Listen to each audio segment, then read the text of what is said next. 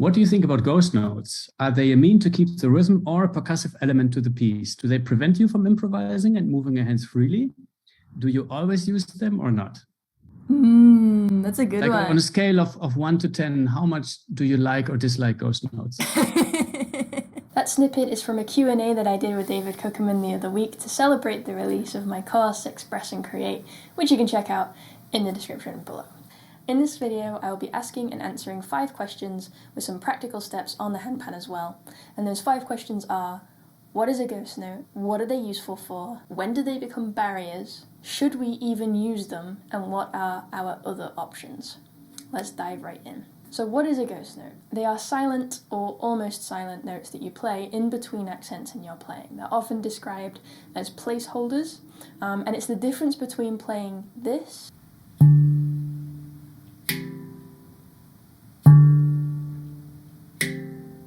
or this.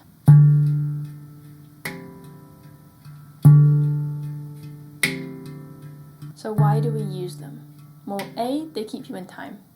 If you've been watching this channel for a while, you know that I love space in playing. I love emptiness, I love silence.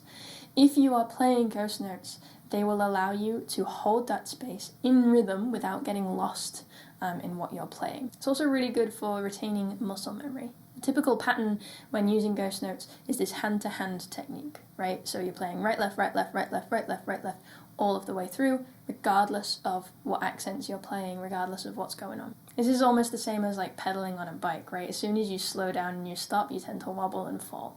But if you keep pedaling, if you keep that hand-to-hand technique going, then you know that you're going to stay in time regardless of what happens. Again, it's the difference between playing, for instance, this simple 3-3-2 pattern with one hand like this,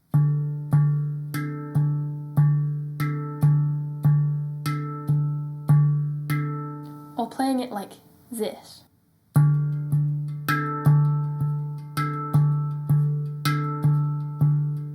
This second way is giving you a strong foundation to then start exploring around it. And that brings me on to my next point, which is variation.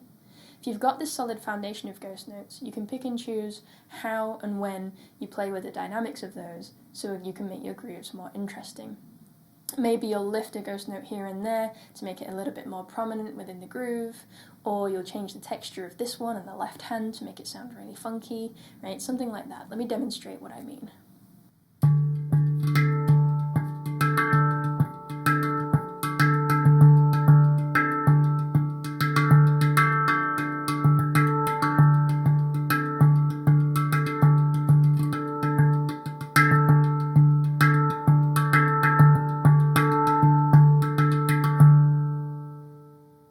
That all sounds great, so what's the issue?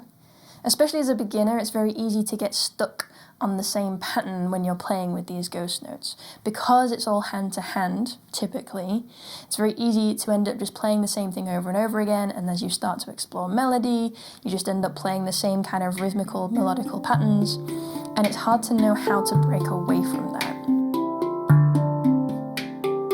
One of my students calls it taking the stabilizers off, when you choose to not play a ghost note so that you can switch which hand is leading, or switch sides on the instrument, or play a chord that otherwise you wouldn't have had time to reach because you're too busy playing all these ghost notes to keep you in time, right? It's can be counterintuitive sometimes. So in that case, should we be playing ghost notes?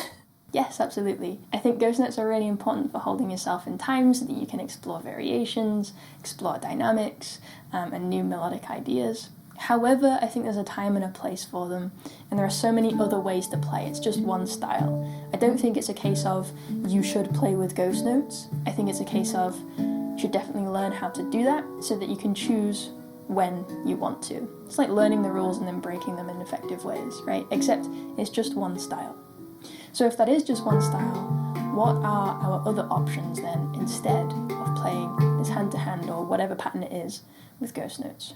Well, we can learn to be more intentional with how we choose to break the cycle and stop playing ghost notes every now and then. Or if we're playing to a backing beat, a metronome, with another player, we can choose to sit back and listen and feel the beat instead of playing it all of the time. And again, this gives you a lot more freedom to explore tiny little techniques and stuff. Or we can utilize different techniques entirely, such as the autopilot technique, which I've made a video all about here, and I recommend you check that one out next.